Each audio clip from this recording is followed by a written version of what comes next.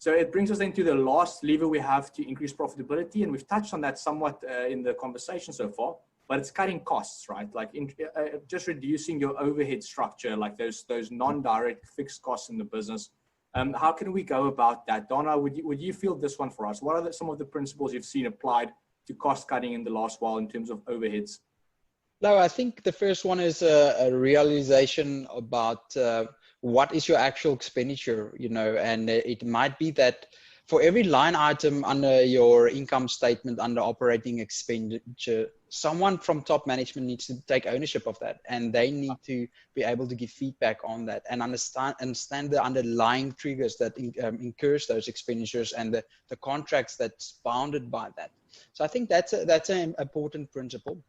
A second important principle with regarding to cost cutting operationally is the 20-80 principle, the parity principle. It's almost like 20% of your line items make out 80% of the overheads. And it might be those ones that you really need to focus on to have the biggest effect. Some people mentioned, if you're going to cut, you need to cut deep in the beginning. So, we've seen that with a lot of clients with cost cutting.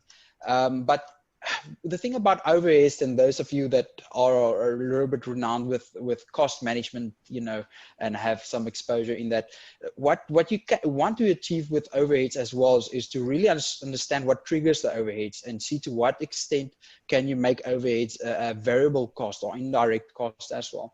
So where you have flexibility in changing the way how staff works from overhead and putting some commission targets in place, making that overheads variables that could work, or it might be that you are reliant on some sort of independent contractors with flexible time coming in, or negotiating cost with your suppliers, or asking for discounts and all of that.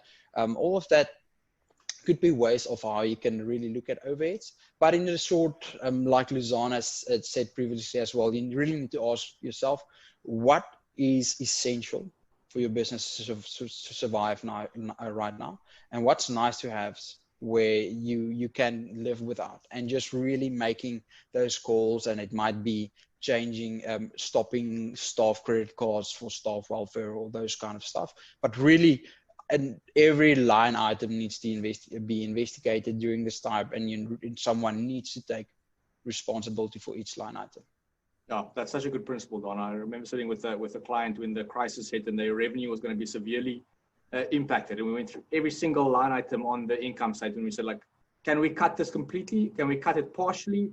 Or do we absolutely need it? And if we're cutting it partially, who's going to drive that conversation? And if we're cutting it completely, who's going to give notice to the supplier? And kind of like just going through the whole income statement like that.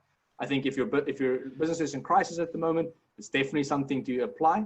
And even if the company is doing well, it's quite a good exercise every now and then to just see, like, which of the things you're incurring expenses on actually really add value.